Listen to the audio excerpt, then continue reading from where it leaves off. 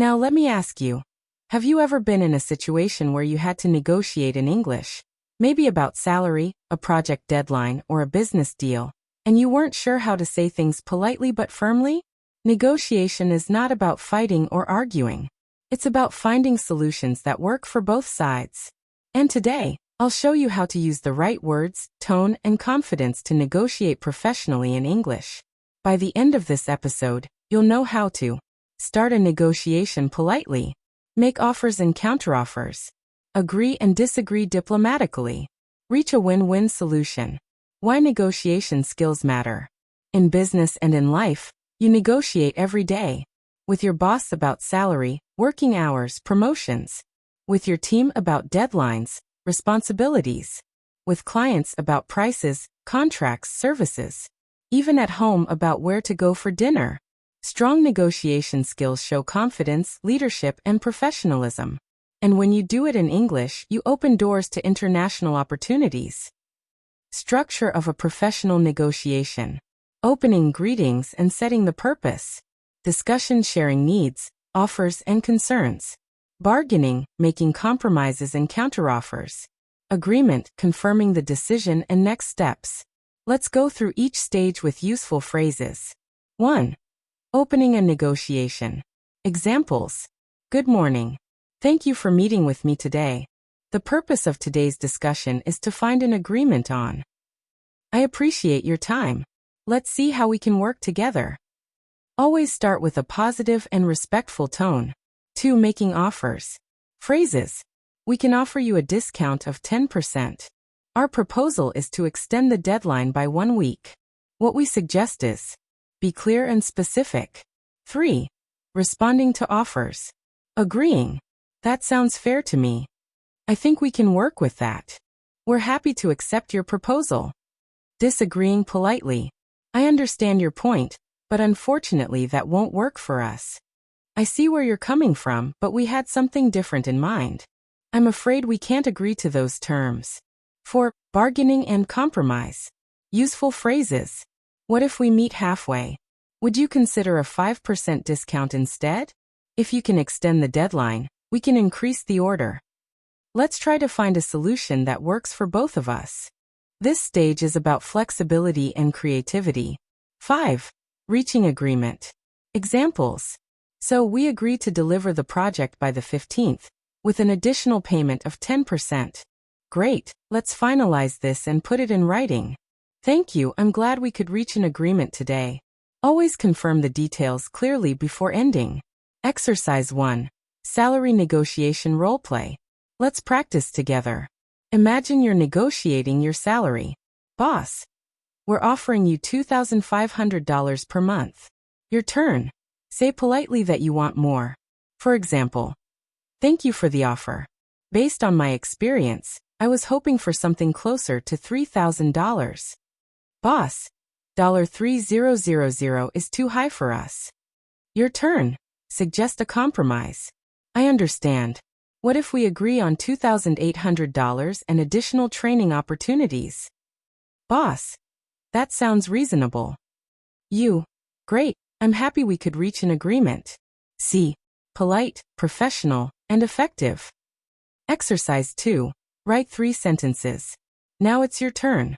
Write down 3 sentences you could use in a negotiation. 1 to make an offer. 1 to disagree politely. 1 to suggest a compromise. Practice saying them aloud until they feel natural. Sample business negotiation dialogue. You. Good afternoon. Thank you for meeting today. We'd like to discuss the price of the contract. Client. We were hoping for a 15% discount. You. I understand your request. However, we can only offer 10%. Would that work for you? Client. That's a bit less than we expected. You. If you increase the order size, we could give you the 15%. Client. All right, let's do that. You. Perfect. I'm glad we reached an agreement. Clear, respectful, and professional. Common mistakes in negotiations. Being too aggressive sounds rude and unprofessional.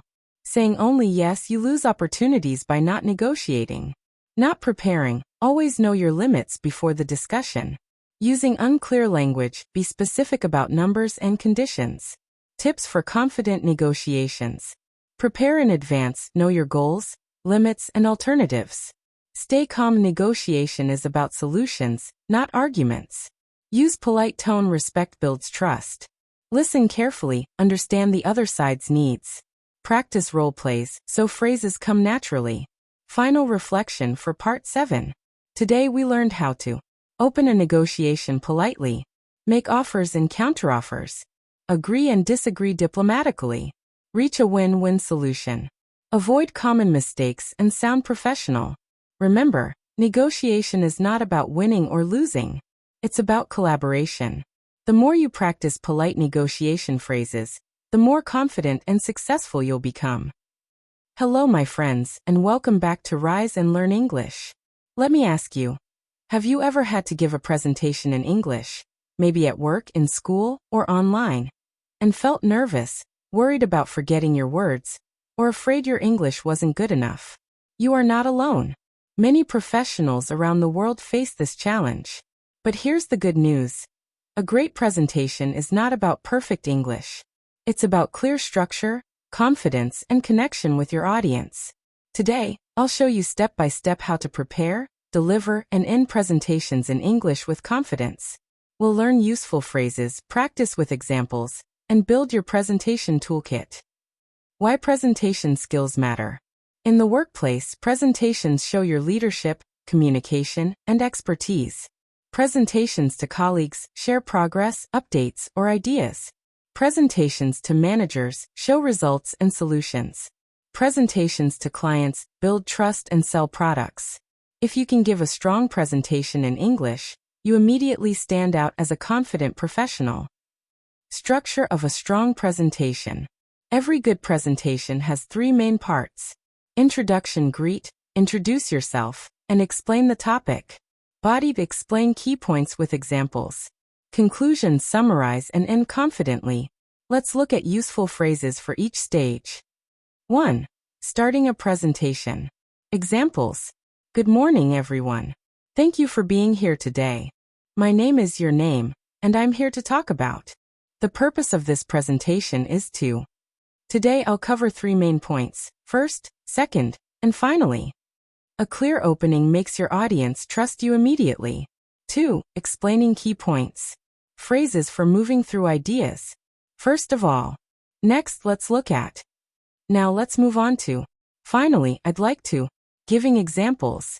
For example, a good illustration of this is. Let me share a quick story. Explaining visuals, slides, charts. As you can see from this chart, this slide shows the main results.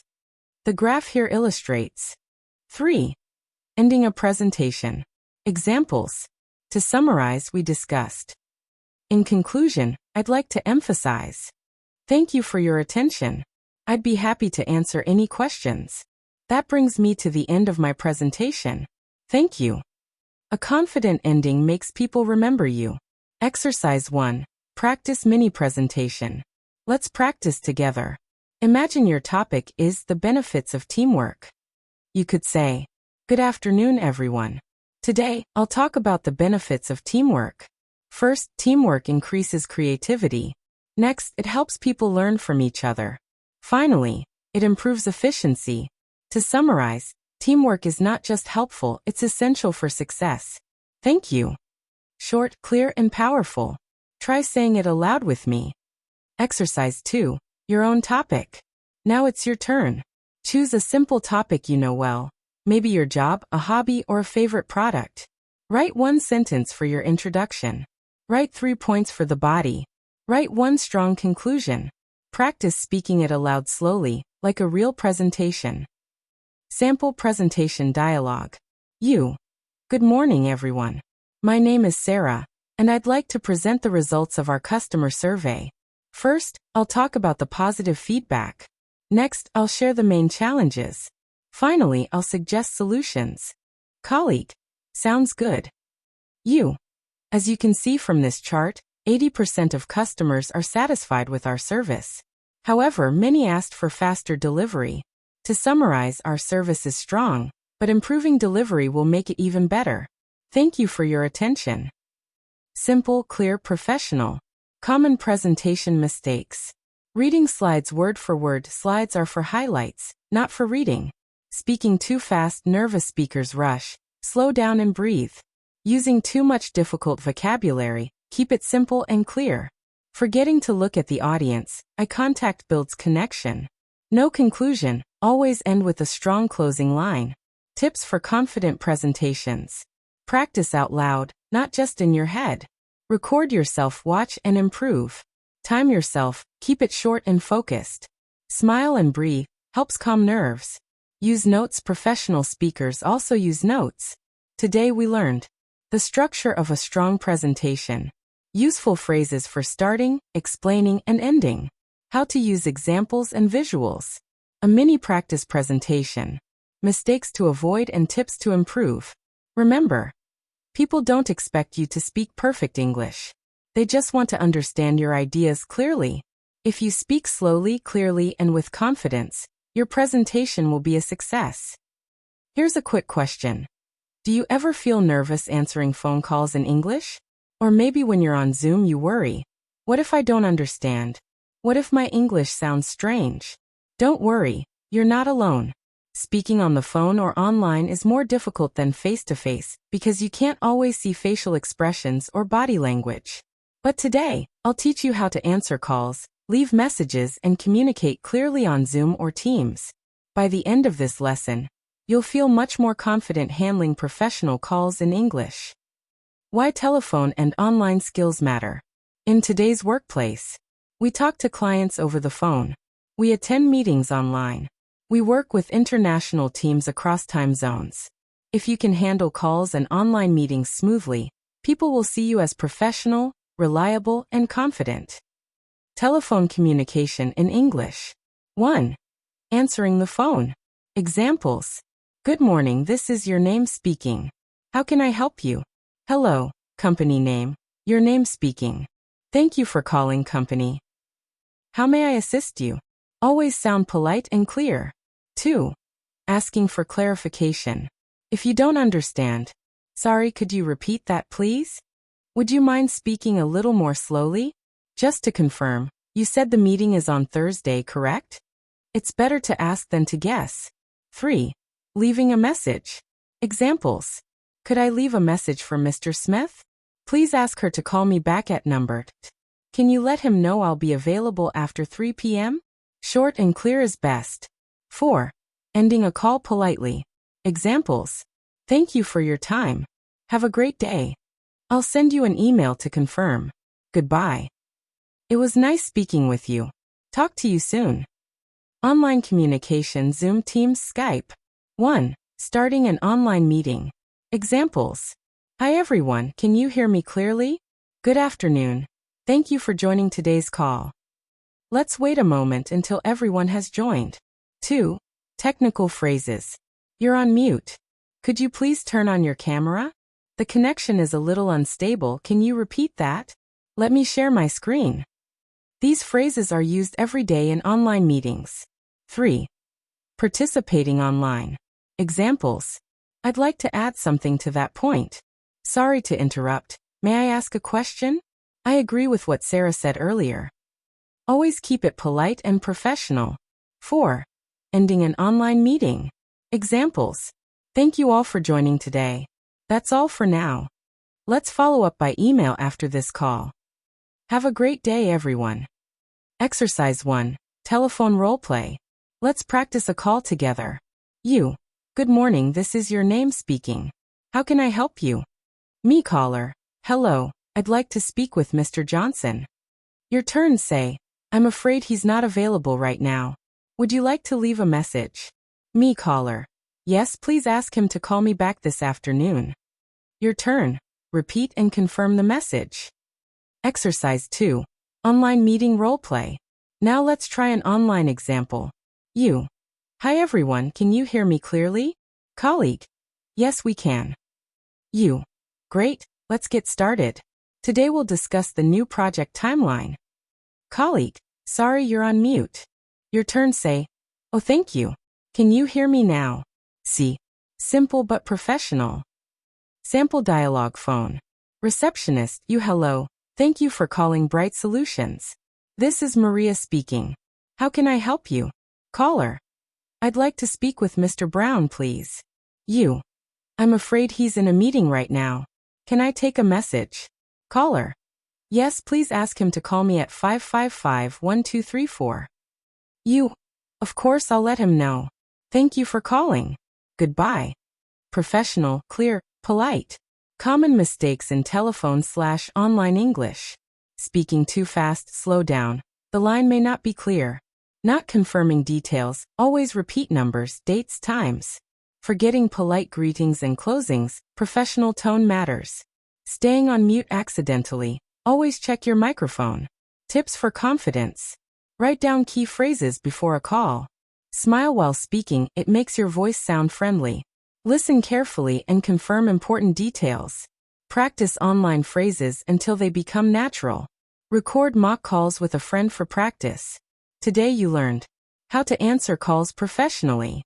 Phrases for clarifying and leaving messages. Key Zoom/Teams expressions. Exercises for practicing both phone and online communication. Mistakes to avoid and tips for confidence. Remember, phone and online communication are not about perfect English. They're about clarity and politeness. The more you practice these short phrases, the more professional you'll sound. Quick question. Have you ever struggled to write a report, an email, or even a formal message in English? Maybe you think, my grammar is not good enough, or I don't know how to make my writing sound professional. Don't worry, today we're going to make this easy. In this episode, you'll learn how to write professional reports and workplace documents step by step. We'll cover structure, vocabulary, and common mistakes to avoid. By the end, you'll feel confident writing any kind of workplace document in English. Why writing matters at work. In professional life, writing is everywhere. Reports, emails, memos, meeting notes, proposals. Good writing makes you look professional, trustworthy, and clear. Bad writing, on the other hand, can cause confusion and make people doubt your skills. The good news? Writing professionally is not about complicated grammar. It's about clarity, structure, and tone. How to write a report. 1. Structure of a report. A good report usually has title clear and direct, e.g. monthly sales report. August 2025. Introduction, purpose of the report. Why are you writing it? Main body facts, data, findings. Conclusions/recommendations, what should happen next? 2. Useful phrases for reports. Introduction. The purpose of this report is to. This report outlines the results of. Describing findings. The data shows that. It was observed that. According to the survey results. Giving recommendations. It is recommended that. The company should consider. A possible solution would be. 3. Example report short. Title. Customer Feedback Report.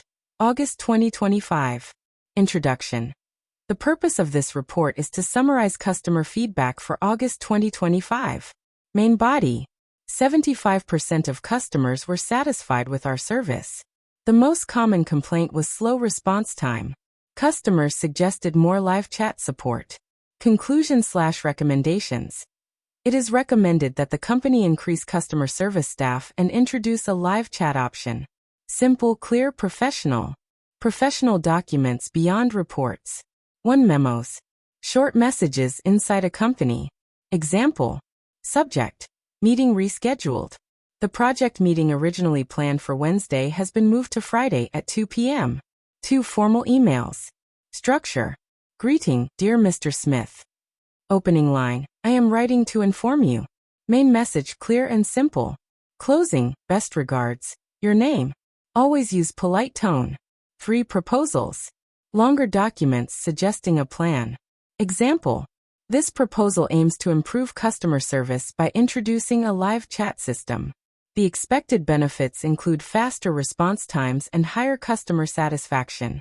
4. Meeting notes. Record key decisions, not every word.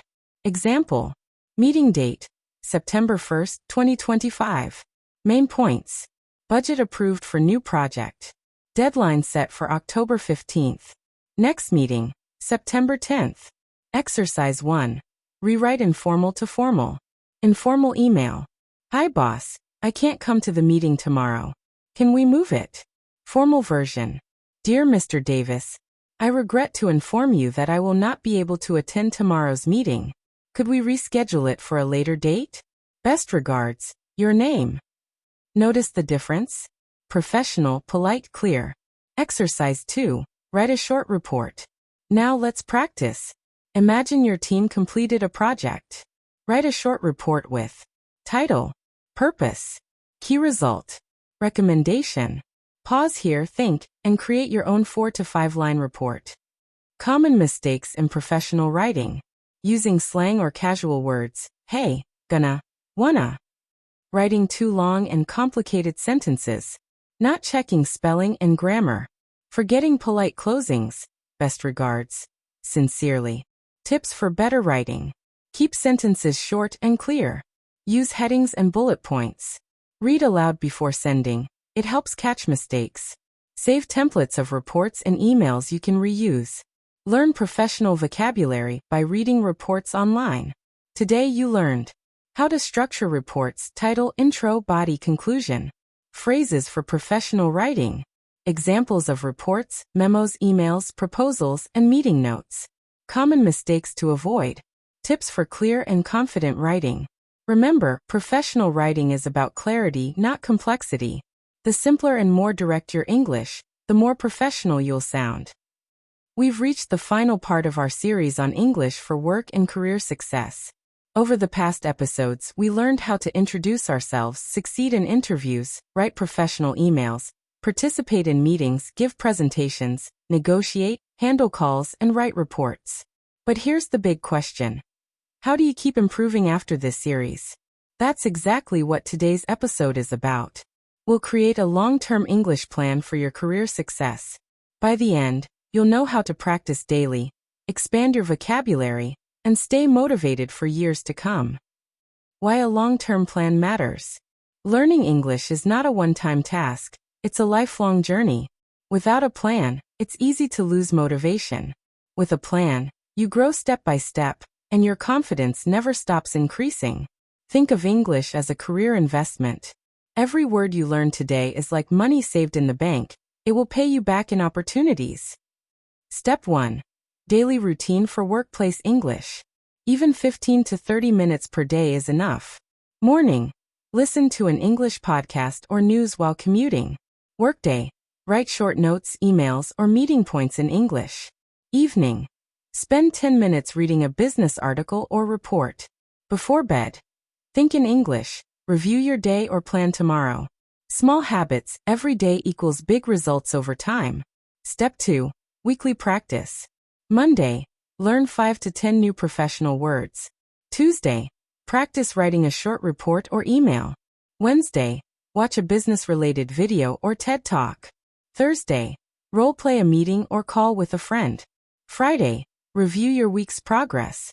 Weekend. Relax with English movies, books, or casual conversations. Balance professional and fun English to stay motivated. Step 3. Vocabulary expansion. Focus on work-related vocabulary. Business. Profit, revenue, expenses, strategy. Technology. Update, software, system data. Customer service. Feedback, complaint, satisfaction. Workplace actions. Submit, approve, request, negotiate. Keep a vocabulary journal. Write the word, its meaning, and one example sentence. Step 4. Speaking confidence. Shadowing. Repeat after native speakers in podcasts or videos. Role plays. Practice interviews, presentations, or calls with a friend. Record yourself. Listen and notice pronunciation improvements. Join online groups. Language exchange, LinkedIn discussions, professional webinars. Remember, confidence grows only by speaking regularly. Step 5. Writing confidence. Write 3 to 4 professional emails per week, even practice ones. Summarize one news article weekly in English. Keep a work journal in English. Use tools like Grammarly to check mistakes. The more you write, the faster your writing becomes natural. Step 6. Professional development in English. Read industry reports in English. Follow English-speaking leaders in your field on LinkedIn. Take online courses in English, Coursera, Udemy edX. Attend international webinars or workshops. Learning English plus your career field at the same time equals double growth. Step 7. Motivation and patience. Set SMART goals. Specific, measurable, achievable, relevant, time-bound. Example. I will learn 50 new professional words in 1 month. Celebrate small wins. Completing a report, giving a short presentation, understanding a meeting. Stay positive. Mistakes are not failures, they are steps to success. English is a marathon, not a sprint. Exercise. Create your personal English plan. Let's do it together right now. Step 1. Write one daily habit, e.g., listen to a podcast. Step 2. Write one weekly habit, e.g., write one report. Step 3. Write one monthly goal, e.g., give a 5-minute presentation in English. Pause here, write it down, and make your own long-term plan. Common mistakes learners make. Trying to learn too much at once, focus on small, consistent practice. Only studying grammar, balance listening, speaking, reading, and writing. Avoiding speaking out of fear, confidence only comes by practicing. Comparing with others. Focus on your own journey. Final reflection for Part 10. Today, we created a long-term English plan for your career. Daily and weekly routines. Vocabulary building. Speaking and writing confidence. Professional development in English. Staying motivated with goals and patience. Remember, every day you practice, you're building a stronger future. English is not just a language, it's your career passport. It opens doors to better jobs, international opportunities, and personal growth. Congratulations, my friends. You have completed the full series, English for Work and Career Success. You've learned everything from interviews to meetings, emails to presentations, calls to reports, and finally, how to make a long-term English plan. Now it's your turn. Take these lessons and apply them every day. With time, your English will not just improve, it will transform your career. Thank you for joining me on Rise and Learn English. Stay confident, stay consistent, and keep learning. Until next time, keep shining in your career with strong English skills.